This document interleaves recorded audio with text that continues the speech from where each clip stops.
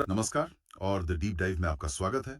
नमस्कार। तो आज हम राजस्थान सरकार की कुछ बहुत ही महत्वपूर्ण योजनाओं और मिशनों पर बात करेंगे। जी, और हम इसे कुछ बहुविकल्पीय प्रश्नों मतलब एमसीक्यूज के जरिए समझने की कोशिश करेंगे। बिल्कुल। हर सवाल और उसके समाधान को हम विस्तार से देखेंगे ताकि एक गहरी समझ बन सके। तो चलिए शुरू करते हैं। जी, प्रश्न संख्या 1। राजस्थान में लाडो प्रोत्साहन योजना के अंतर्गत बालिकाओं के जन्म पर सरकार द्वारा कितनी राशि का बचत बॉन्ड दिए जाने का प्रावधान है? आपके विकल्प हैं ए 1 लाख रुपए, बी 1.5 लाख रुपए, सी 2 लाख रुपए, डी 75,000 रुपए। तो इसका सही जवाब है बी, 1.5 लाख रुपए। 1.5 लाख रुपए, अच्छा, ये तो एक बहुत बड़ी रकम है। जी हाँ, और इसमें एक दिलचस्प बात यह है कि ये राशि पहले 1 लाख रुपए थी। इसे हाल ही में मतलब 8 मार्च 2025 से बढ़ाकर 1.5 लाख रुपए किया गया है। ओह, तो ये एक नया अपडेट है। और ये योजना क्या ये सभी के लिए है? नहीं, यहाँ एक और जरूरी बात यह है कि ये योजना 1 अगस्त 2024 के बाद जन्मी बेटियों पर ही लागू होगी। समझ गई। और एक बात और, इस योजना में पुरानी राष्ट्रीय योजना को भी मिला दिया गया है। है ना? बिल्कुल, कह सकते हैं कि ये उसी का एक नया और बेहतर रूप है। ठीक है, अब आते हैं अगले सवाल पर। प्रश्न संख्या 2। लाडो प्रोत्साहन योजना के तहत 12वीं कक्षा में प्रवेश पर बालिका को कितनी राशि दी जाती है? इसके विकल्प है ए 5,000 रुपए, बी 11,000 रुपए, सी 25,000 रुपए, डी 1 लाख रुपए। ये एक अच्छा सवाल है क्योंकि ये योजना की बनावट को दिखाता है। इसका सही उत्तर है सी, 25,000 रुपए। 25,000 रुपए। और जैसा हमने पहले बात की थी, ये पूरी राशि एक साथ नहीं मिलती। जी बिल्कुल नहीं। ये कुल 7 किस्तों में दी जाती हैं। जैसे जन्म के समय 2,500 रुपए मिलते हैं, फिर 1 साल और टीकाकरण पर 2,500 रुपए। तो हर किस्त एक पड़ाव से जुड़ी है। एकदम सही। पहली कक्षा में 4,000 रुपए, छठी में 5,000 रुपए, 10वीं में 11,000 रुपए और फिर 12वीं में ये 25,000 रुपए दिए जाते हैं। और जो सबसे बड़ी किस्त है 1 लाख की, वो कब मिलती है? वो सबसे आखिर में मिलती है जब लड़की स्नातक कर लेती है और 21 साल की हो जाती है। चलिए आगे बढ़ते हैं। प्रश्न संख्या 3। निम्नलिखित में से कौन सा लाडो प्रोत्साहन योजना का उद्देश्य नहीं है? विकल्प है ए बालिकाओं के जन्म को प्रोत्साहन देना, बी बाल लिंगानुपात में सुधार करना, सी बाल विवाह की रोकथाम और उच्च शिक्षा को प्रोत्साहन करना, डी केवल शहरी क्षेत्रों में संस्थागत प्रसव को बढ़ावा देना। तो यहाँ पूछा गया कि कौन सा उद्देश्य नहीं है। इसका सही जवाब है डी। अच्छा, तो डी गलत क्यों है? योजना संस्थागत प्रसव को तो बढ़ावा देती है। देती है, लेकिन यहाँ जो शब्द है केवल शहरी क्षेत्रों में, वो इसे गलत बनाता है। ओ, जी, ये योजना ग्रामीण और शहरी दोनों क्षेत्रों के लिए है। इसका मुख्य उद्देश्य तो बालिकाओं के जन्म के प्रति सकारात्मक सोच बनाना, मृत्यु दर कम करना और शिक्षा को सुनिश्चित करना है। समझ गए। अब विषय बदलते हैं। प्रश्न संख्या 4। अमृत योजना अमृत का पूर्ण रूप क्या है? आपके विकल्प ये रहे A Atal mission for renewal and urban transformation, B Atal mission for rejuvenation and urban transformation, C all mission for rural and urban transformation, D Atal mission for road and urban transport. इसमें अक्सर लोग कंफ्यूज हो जाते हैं।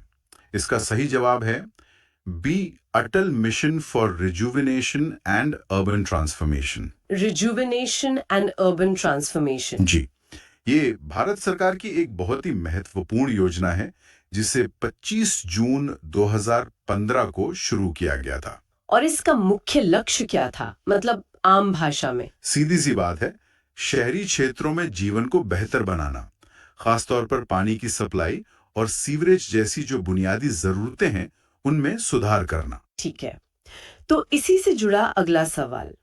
प्रश्न संख्या 5। अमृत 2.0 योजना का लक्ष्य वर्ष 2025-26 तक क्या हासिल करना है? विकल्प है ए सभी शहरों में स्मार्ट सिटी बनाना, बी हर घर नल द्वारा पेयजल आपूर्ति सुनिश्चित करना, सी शहरी क्षेत्रों में सीवरेज प्रबंधन, डी 1 लाख से अधिक आबादी वाले शहरों का कायाकल्प। तो अमृत 2.0 का एक बहुत ही साफ और बड़ा लक्ष्य है। इसका सही उत्तर है बी। हर घर नल द्वारा पेयजल आपूर्ति सुनिश्चित करना। जी, राजस्थान में ये योजना 1 अक्टूबर 2021 को शुरू हुई थी और इसका सबसे प्रमुख लक्ष्य यही है कि 2025-26 तक हर शहरी घर में नल से साफ पानी पहुंचे। ये तो बहुत बड़ा लक्ष्य है। और बहुत जरूरी भी। बिल्कुल। अब पैसे की बात करते हैं। प्रश्न संख्या 6। अमृत योजना के तहत 10 लाख से अधिक आबादी वाले शहरों के लिए केंद्र सरकार का अनुदान कितना प्रतिशत है? इसके विकल्प हैं ए 50%, बी 33.33%, सी 25%, डी 10%। ये एक दिलचस्प सवाल है। इसका सही जवाब है सी 25%। सिर्फ 25%? ये तो काफी कम लगता है। हाँ, लेकिन इसके पीछे एक लॉजिक है। देखिए, केंद्र का योगदान शहर की आबादी पर निर्भर करता है। अच्छा, वो कैसे? जो छोटे शहर हैं, मतलब 1 लाख तक की आबादी वाले, वहां केंद्र 50% अनुदान देता है। 1 से 10 लाख की आबादी पर ये 1/3 यानी 33.33% हो जाता है। और 10 लाख से ऊपर की आबादी पर? सिर्फ 25%। तो मतलब शहर जितना बड़ा, केंद्र का हिस्सा उतना कम। सही पकड़ा। बाकी का पैसा राज्य सरकार और स्थानीय निकाय मिलकर लगाते हैं। ठीक है। अब शिक्षा की ओर लौटते हैं। प्रश्न संख्या 7। मुख्यमंत्री शिक्षित राजस्थान अभियान के तहत राजस्थान की शिक्षा में बढ़ते कदम RKSMBK का नाम बदलकर क्या कर दिया गया है? आपके विकल्प हैं ए राजस्थान शिक्षित अभियान, बी मुख्यमंत्री राजस्थान अभियान, सी मुख्यमंत्री शिक्षित राजस्थान अभियान MSRA दक्षता आधारित आकलन, डी राजस्थान शिक्षा सुधार अभियान। इसका सही जवाब है सी, मुख्यमंत्री शिक्षित राजस्थान अभियान MSRA दक्षता आधारित आकलन। ये नाम तो काफी लंबा है। MSRA? जी, MSRA। और इसमें जो दक्षता आधारित आकलन शब्द जोड़ा गया है, वो बहुत महत्वपूर्ण है। क्यों? इससे क्या फर्क पड़ता है? इससे फर्क ये पड़ता है कि अब फोकस सिर्फ सिलेबस पूरा करने पर नहीं, बल्कि ये देखने पर है कि बच्चों ने असल में सीखा कितना है। ये नवीन शिक्षा नीति NEP को लागू करने की दिशा में एक बड़ा कदम है। मतलब रटने से ज्यादा समझने पर जोर। बिल्कुल। तो ये RSMBK शुरू कब हुआ था? यही हमारा अगला सवाल है। प्रश्न संख्या 8। कोरोना महामारी के कारण हुए लर्निंग लॉस को पूरा करने के लिए राजस्थान के शिक्षा में बढ़ते कदम कार्यक्रम का शुभारंभ कब किया गया? विकल्प हैं ए 11 जुलाई 2022, बी 5 सितंबर 2022, सी 29 मार्च 2025, डी 25 दिसंबर 2024। इसका सही जवाब है ए, 11 जुलाई 2022। 2022 में? तो ये कोरोना के ठीक बाद शुरू हुआ था? जी, इसका मुख्य उद्देश्य ही यही था कि महामारी के दौरान बच्चों की पढ़ाई का जो नुकसान हुआ है, जिसे हम लर्निंग लॉस कहते हैं, उसकी भरपाई की जाए। और ये एक तरह का रेमेडिएशन कार्यक्रम था। हाँ, ये एक उपचारात्मक कार्यक्रम था जो शिक्षा सत्र 2022-23 में कक्षा 1 से 8 तक के बच्चों के लिए था। इसके लिए 5 सितंबर 2022 को एक ऐप भी लॉन्च किया गया था। अच्छा, अब जरा गांव की बात करते हैं। प्रश्न संख्या 9। स्वामित्व योजना SVMITVA योजना का नोडल मंत्रालय कौन सा है? विकल्प ये रहे। ए ग्रामीण विकास मंत्रालय, बी पंचायती राज मंत्रालय मोपर, सी राजस्व विभाग, डी भारतीय सर्वेक्षण विभाग। इसका सही जवाब है बी, पंचायती राज मंत्रालय यानी मोपार। ये योजना तो काफी चर्चा में रही है। जी, और होनी भी चाहिए। ये एक केंद्रीय क्षेत्र की योजना है जिसे 24 अप्रैल 2020 यानी राष्ट्रीय पंचायत दिवस पर शुरू किया गया था। और इसका काम क्या है आसान शब्दों में? आसान शब्दों में गांव में लोगों को उनके घर का मालिकाना हक देना। ड्रोन जैसी नई तकनीक का इस्तेमाल करके ग्रामीण इलाकों की जमीन का नक्शा बनाया जा रहा है। और फिर लोगों को संपत्ति कार्ड दिए जा रहे हैं। बिल्कुल, ताकि उन्हें अपनी संपत्ति पर कानूनी हक मिल सके। चलिए आज का आखिरी सवाल प्रश्न संख्या 10। पंडित दीनदयाल उपाध्याय गरीबी मुक्त गांव योजना के अंतर्गत गरीबी रेखा से ऊपर आए परिवारों को कितनी प्रोत्साहन राशि दी जाती है? और आपके विकल्प हैं ए 10,000 रुपए, बी 15,000 रुपए, सी 21,000 रुपए और डी 25,000 रुपए। ये एक बहुत ही अनोखी योजना है और इसका सही जवाब है सी 21,000 रुपए।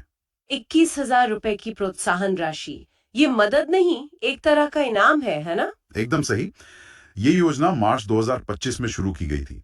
इसके तहत जो परिवार मेहनत करके गरीबी रेखा से बाहर आ जाता है, सरकार उसे 21,000 रुपए देकर प्रोत्साहित करती है। और उन्हें एक कार्ड भी मिलता है शायद? जी हाँ, उन्हें आत्मनिर्भर परिवार कार्ड भी दिया जाता है। तो ये एक बहुत ही सकारात्मक पहल है। निश्चित रूप से इस योजना के पहले चरण में 5,000 गांवों को चुना भी गया है। संख्या 11 अटल ज्ञान केंद्र योजना पर है। प्रश्न है, अटल ज्ञान केंद्र योजना के संबंध में निम्नलिखित कथनों पर विचार करें। कथन आए, यह 3,000 से अधिक आबादी वाली पंचायत मुख्यालयों में स्थापित किए जाएंगे। कथन आए, इसका शुभारंभ सुशासन दिवस यानी 25 दिसंबर 2024 के अवसर पर हुआ। और कथन 3, इसके तहत युवाओं को रोजगार परक प्रशिक्षण और ई लाइब्रेरी की व्यवस्था होगी।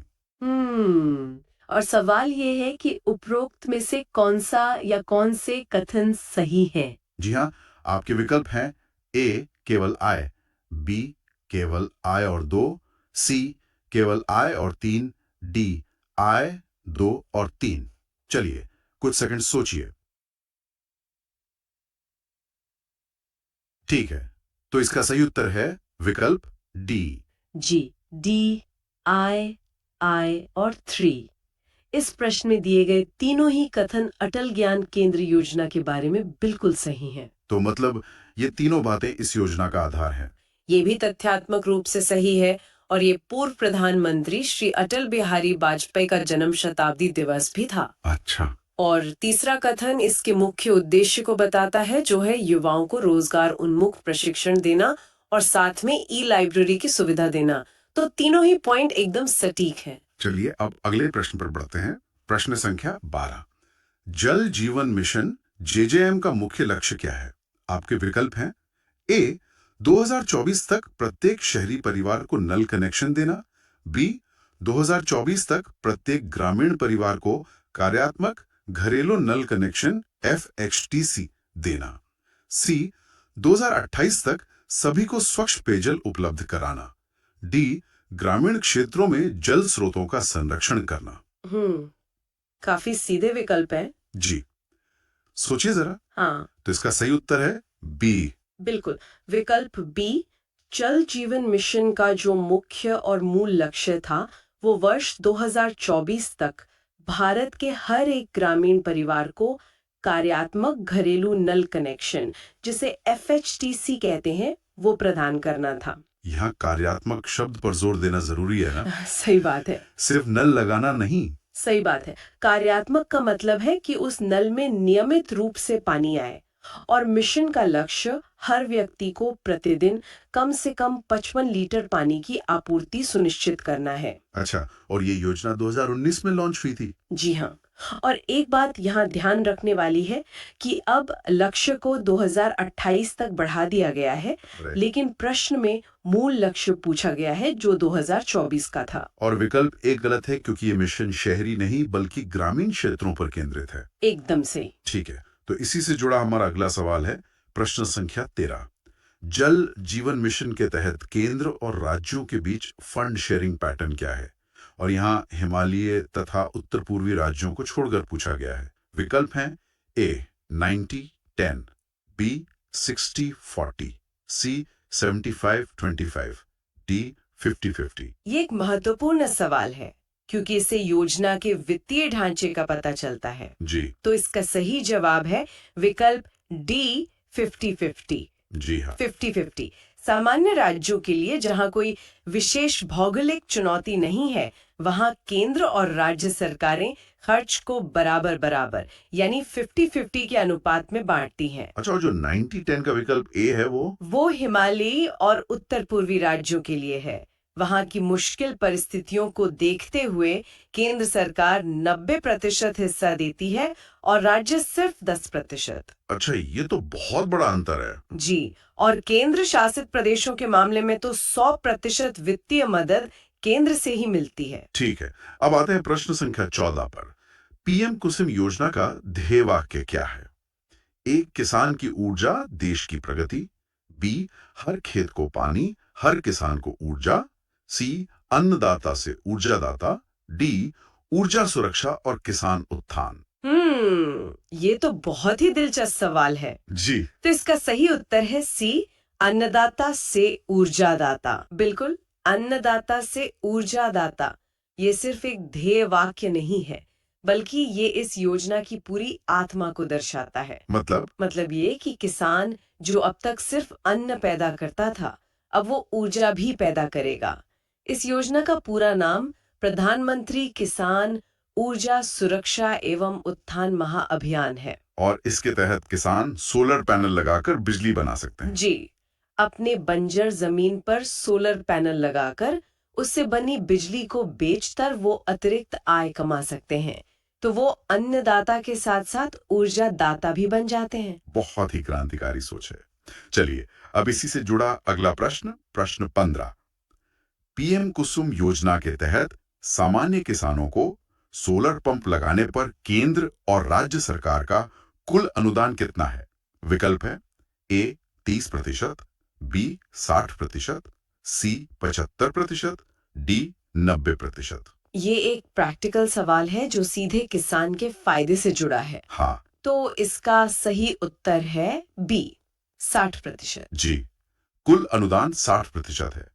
ये जानना बहुत जरूरी है कि ये 60% कैसे बनता है। हाँ, ये भी बताइए। इसमें 30% हिस्सा केंद्र सरकार देती है और 30% हिस्सा राज्य सरकार। तो दोनों का मिलाकर किसान को 60% की सब्सिडी मिल जाती है। और बाकी 40% किसान को खुद देना होता है। पूरी तरह नहीं, बाकी बचे 40% में से किसान 30% तक का लोन बैंक से भी ले सकता है। तो असल में उसे अपनी जेब से सिर्फ 10% ही लगाना पड़ता है। अच्छा, तो ये तो बहुत ही सुलभ बना देता है इसे। बिल्कुल। अब देखते हैं प्रश्न संख्या 16। पीएम कुसुम योजना के तहत अनुसूचित जाति और अनुसूचित जनजाति के किसानों को राज्य मद से कितना अतिरिक्त अनुदान दिया जा रहा है? विकल्प हैं ए 30,000 रुपए प्रति कृषक, बी 45,000 रुपए प्रति कृषक, सी 50,000 रुपए प्रति कृषक, डी 60,000 रुपए प्रति कृषक। ये सवाल सामाजिक न्याय के पहलू को दिखाता है। जी इसका सही जवाब है विकल्प बी, 45,000 रुपए प्रति कृषक। जी हाँ, राजस्थान में जो सामान्य 60% अनुदान है, उसके अलावा अनुसूचित जाति यानी एससी और अनुसूचित जनजाति यानी एसटी के किसानों को अतिरिक्त वित्तीय सहायता दी जा रही है। और ये सहायता राज्य सरकार के कोष से है। जी, ये 45,000 रुपए प्रति किसान का अतिरिक्त अनुदान राज्य मद से दिया जाता है। इसका मकसद इन समुदायों के किसानों को सौर ऊर्जा अपनाने के लिए और ज्यादा प्रोत्साहित करना है, ताकि कोई भी वर्ग पीछे न छूटे। बिल्कुल। ठीक है, अब एक तथ्यात्मक प्रश्न। प्रश्न संख्या 17। राजस्थान में पहला सौर ऊर्जा पंप संयंत्र किस गांव में लगाया गया? ए, गहोता दुदू, बी, भालोजी कोटपुतली बहरोड़, सी, गर्दनखेड़ी झालावाड़, डी, मांडल भीलवाड़ा। इसका उत्तर आपको पता होना चाहिए। सही उत्तर है बी, भालोजी कोटपुतली बहरोड़। जी, ये एक फैक्ट बेस्ड सवाल है। पीएम कुसुम योजना के तहत राजस्थान का पहला सौर ऊर्जा पंप संयंत्र कोटपुतली बहरोड जिले के भालोजी गांव में ही स्थापित किया गया था। और इस संयंत्र ने एक तरह से राज्य के बाकी किसानों के लिए एक मिसाल कायम की। हाँ बिल्कुल, इसने राज्य में किसानों के लिए सौर ऊर्जा से सिंचाई की एक नई शुरुआत की। चलिए, अब पर्यावरण की ओर बढ़ते हैं। प्रश्न संख्या 18। मिशन हरियालो राजस्थान के तहत वित्तीय वर्ष 2025-26 में कितने पेड़ लगाने का लक्ष्य निर्धारित किया गया है? ए 7 करोड़, बी 10 करोड़, सी 18.50 करोड़, डी 50 करोड़। आंकड़ों पे ध्यान दीजिएगा। जी तो सही उत्तर है विकल्प बी, 10 करोड़। बिल्कुल 10 करोड़। यहाँ थोड़ा ध्यान से समझना होगा, वित्तीय वर्ष 2025-26 के लिए लक्ष्य 10 करोड़ पेड़ लगाने का है। और जो विकल्प डी में 50 करोड़ है वो क्या है? वो इस अभियान का समग्र मतलब ओवरऑल लक्ष्य है जो अगले 5 वर्षों में पूरा करना है। अच्छा, तो 50 करोड़ कुल लक्ष्य है और जी 10 करोड़ इस एक साल का। जी। और जो विकल्प ए में 7 करोड़ है वो पिछले वित्तीय वर्ष यानी 2024-25 में लगाए गए पौधों की संख्या है। ओके, अब स्पष्ट है।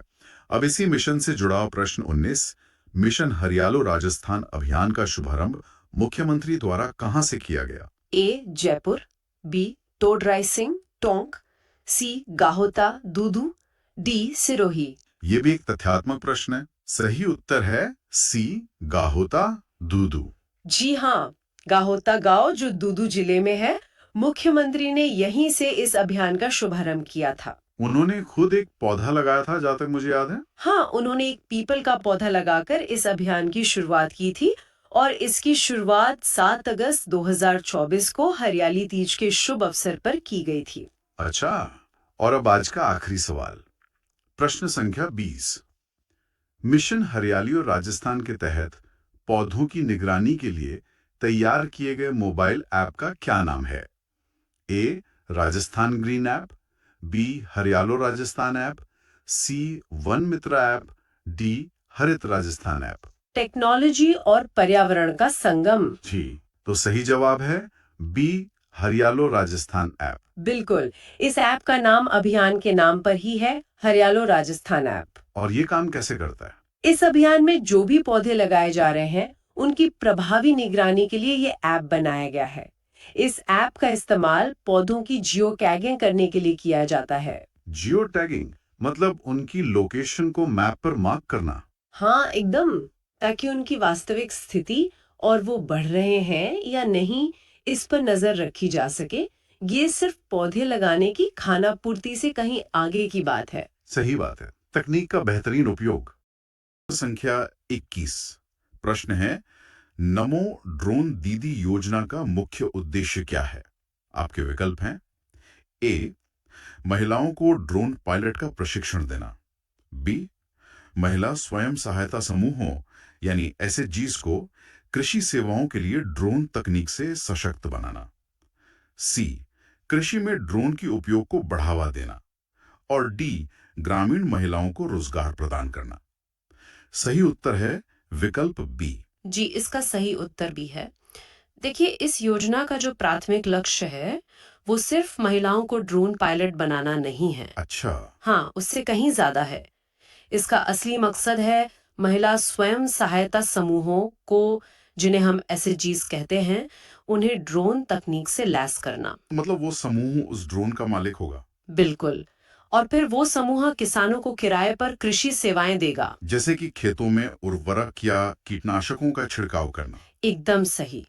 तो इससे महिलाएं सिर्फ पायलट नहीं बल्कि कृषि तकनीक की उद्यमी बन रही हैं। और एक और जानकारी, राजस्थान में इस योजना की शुरुआत मार्च 2024 में कोटा जिले से हुई थी। जी चलिए, अब आते हैं प्रश्न संख्या 22 पर। सवाल है, नमो ड्रोन दीदी योजना के तहत लाभार्थी महिला एसएचजी को ड्रोन की कीमत पर कितनी सब्सिडी दी जाती है? विकल्प हैं, ए, 50% अधिकतम 4 लाख रुपए, बी, 75% अधिकतम 6 लाख रुपए, सी, 80% अधिकतम 8 लाख रुपए, या डी, 100% अधिकतम 10 लाख रुपए।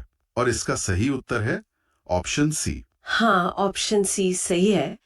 इस योजना के तहत जो पात्र महिला स्वयं सहायता समूह है, उन्हें ड्रोन खरीदने के लिए बहुत बड़ी वित्तीय मदद मिलती है। 80% तो बहुत ज्यादा होता है। जी हाँ, ये ड्रोन की कुल कीमत का 80% या फिर अगर रकम ज्यादा है तो अधिकतम 8 लाख रुपए तक होती है। ठीक है, लेकिन बाकी 20% का क्या? वो भी एक बड़ी रकम हो सकती है। सही बात है, और उसके लिए भी एक समाधान है। बची हुई कीमत चुकाने के लिए AIF यानी एग्रीकल्चरल इंफ्रास्ट्रक्चर फंड से लोन की सुविधा भी है। अच्छा, और उस लोन पर ब्याज कितना होता है? वो भी बहुत कम है, सिर्फ 3% की सालाना ब्याज दर पर। तो ये एक बहुत ही मजबूत पैकेज है। समझ गया। अगला प्रश्न, प्रश्न संख्या 23। लखपति दीदी योजना के संदर्भ में लखपति दीदी की परिभाषा क्या है? विकल्प हैं। ए, वह एसएचजी सदस्य जिसकी वार्षिक आय 1 लाख रुपए हो। बी, वह एसएचजी सदस्य जिसकी वार्षिक घरेलू आय 1 लाख रुपए से अधिक हो। सी, वह महिला उद्यमी जिसने 1 लाख रुपए का ऋण लिया हो। डी, वह एसएचजी सदस्य जिसके समूह की कुल आय 1 लाख रुपए हो। सही जवाब है ऑप्शन बी। जी, लखपति दीदी का मतलब स्वयं सहायता समूह की उस सदस्य से है जिसके परिवार की कुल वार्षिक आय 1 लाख रुपए से ज्यादा हो। यहाँ घरेलू आय शब्द पर ध्यान देना बहुत जरूरी है ना? बिल्कुल, ये उस महिला की व्यक्तिगत यानी पर्सनल इनकम नहीं है, बल्कि हाउस होल्ड इनकम है। तो मतलब पूरे परिवार की मिलाकर। हाँ, योजना का लक्ष्य महिलाओं को कौशल प्रशिक्षण व वित्तीय मदद देकर आत्मनिर्भर बनाना है, ताकि वो आर्थिक रूप से मजबूत हो सकें। चलिए, इस योजना से जुड़ा अगला प्रश्न, प्रश्न संख्या 24। लखपति दीदी योजना के तहत पात्र महिलाओं को कितने रुपए तक का ऋण 1.5% की ब्याज दर पर मिलता है? ऑप्शंस हैं। ए, 50,000 रुपए। बी, 1 लाख रुपए। सी, 1.5 लाख रुपए। या फिर डी, 2 लाख रुपए। इसका सही जवाब है ऑप्शन बी। जी, सही जवाब है 1 लाख रुपए। इस योजना के तहत जो एसएचजी की पात्र महिलाएं हैं, उन्हें 1 लाख रुपए तक का ऋण दिया जाता है। और ब्याज दर सिर्फ 1.5%। ये तो लगभग कुछ भी नहीं है। सही कहा, ये दर बहुत ही रियायती है। और एक दिलचस्प बात यह भी है कि पहले यह ब्याज दर 2.5% थी। अच्छा, इसे घटाया गया है? हाँ, इसे हाल ही में घटाकर 1.5% कर दिया गया है, ताकि महिलाओं को और ज्यादा आर्थिक सहायता मिल सके। ठीक है, अब अगले सवाल पर बढ़ते हैं। प्रश्न संख्या 25। सवाल है, कृषि सखी योजना के अंतर्गत महिलाओं को कितने दिनों का प्रशिक्षण कार्यक्रम दिया जाता है? आपके विकल्प: ए, 30 दिन। बी, 45 दिन। सी, 56 दिन। और डी, 60 दिन। सही उत्तर है विकल्प सी। जी, 56 दिन। कृषि सखी योजना का उद्देश्य ग्रामीण महिलाओं को कृषि में एक सक्रिय और जानकार भागीदार के रूप में तैयार करना है। और इसके लिए 56 दिनों की ट्रेनिंग दी जाती है। ये तो काफी लंबी ट्रेनिंग है। हाँ, ये एक बहुत व्यापक मतलब कॉम्प्रिहेंसिव ट्रेनिंग है। इसमें क्या क्या सिखाया जाता है? इस ट्रेनिंग के दौरान उन्हें खेती बाड़ी के बहुत से जरूरी पहलुओं के बारे में सिखाते हैं, जैसे मिट्टी की सेहत की जांच, बीज का उपचार और जो भी आधुनिक कृषि तकनीकें हैं उनके बारे में। समझ गया।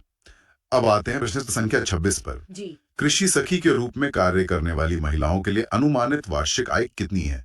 विकल्प ये रहे: ए, 30,000 से 40,000 रुपए। बी, 50,000 से 60,000 रुपए। सी, 60,000 से 80,000 रुपए। और डी, 1 लाख रुपए से अधिक।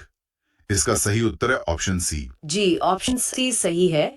ट्रेनिंग पूरी करने के बाद एक कृषि सखी एक पैरा एक्सटेंशन वर्कर के तौर पर काम करती है। पैरा एक्सटेंशन वर्कर मतलब वो किसानों को सलाह देती हैं। हाँ, वो किसानों को सहायता प्रदान करती हैं और इस योजना का लक्ष्य ये सुनिश्चित करना है कि कृषि सखी जी। वो कृषि से जुड़ी गतिविधियों के माध्यम से हर साल लगभग 60,000 से 80,000 रुपए तक की अतिरिक्त आय कमा सकें। इससे वो आर्थिक रूप से आत्मनिर्भर बनती हैं। बिल्कुल। अब अगला सवाल, प्रश्न संख्या 27। ये राजस्थान से जुड़ा है। राजस्थान पशु सखी योजना के लिए न्यूनतम शैक्षणिक योग्यता क्या निर्धारित की गई है?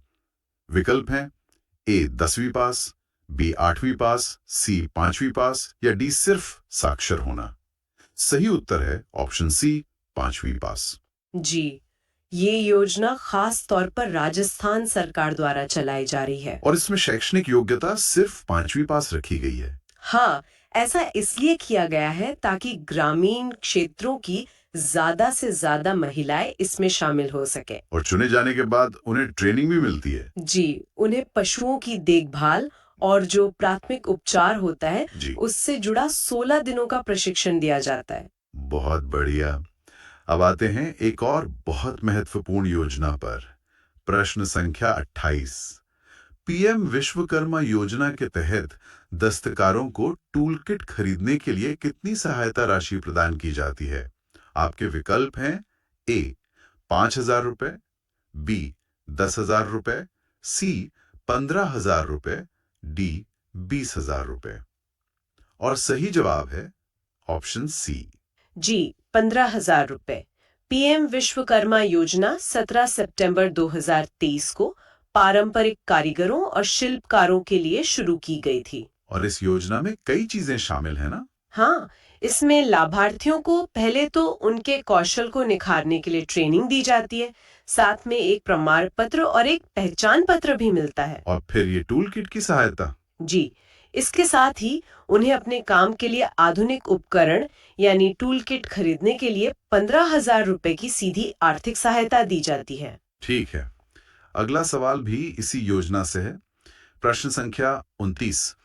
पीएम विश्वकर्मा योजना के अंतर्गत लाभार्थियों को पहली बार में कितना ऋण 5% की रियायती ब्याज दर पर उपलब्ध कराया जाता है?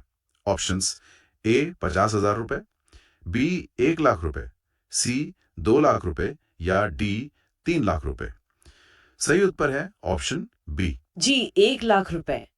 यह योजना कारीगरों को अपना व्यवसाय बढ़ाने के लिए आसान ऋण की सुविधा भी देती है। और ये ऋण 2 चरणों में मिलता है, सही कहा। हाँ, बिल्कुल। पहले चरण में लाभार्थी को 1,00,000 रुपए तक का ऋण दिया जाता है। और दूसरा चरण? यदि वो पहला ऋण सफलतापूर्वक चुका देता है, तो दूसरे चरण में वो 2,00,000 रुपए का अतिरिक्त ऋण ले सकता है। और इस पूरे ऋण पर ब्याज दर सिर्फ 5% है, जो कि बहुत कम है। जी, बहुत ही कम। चलिए आज का आखिरी प्रश्न। प्रश्न संख्या 30। निम्नलिखित में से कौन सा ट्रेड पीएम विश्वकर्मा योजना में शामिल नहीं है? विकल्प हैं ए मूर्तिकार, कुम्हार, सुनार, बी नाव निर्माता, बढ़ई, लोहार, सी धोबी, नाई, दर्जी, डी वाहन मैकेनिक, इलेक्ट्रीशियन। सही जवाब है ऑप्शन डी। जी, सही जवाब डी है। पीएम विश्वकर्मा योजना जो है, वो मुख्य रूप से 18 पारंपरिक व्यवसायों पर केंद्रित है। तो मतलब विकल्प ए, बी और सी में दिए गए सभी व्यवसाय इसमें शामिल हैं। हाँ, कुम्हार, बढ़ई, लोहार, नाई, दर्जी, ये सब इस योजना का हिस्सा हैं। लेकिन वाहन मैकेनिक और इलेक्ट्रिशियन नहीं है। सही कहा। वाहन मैकेनिक और इलेक्ट्रिशियन जैसे जो आधुनिक या तकनीकी ट्रेड है, वो इस योजना के 18 पारंपरिक ट्रेड की सूची में शामिल नहीं है। इसलिए विकल्प डी सही उत्तर है।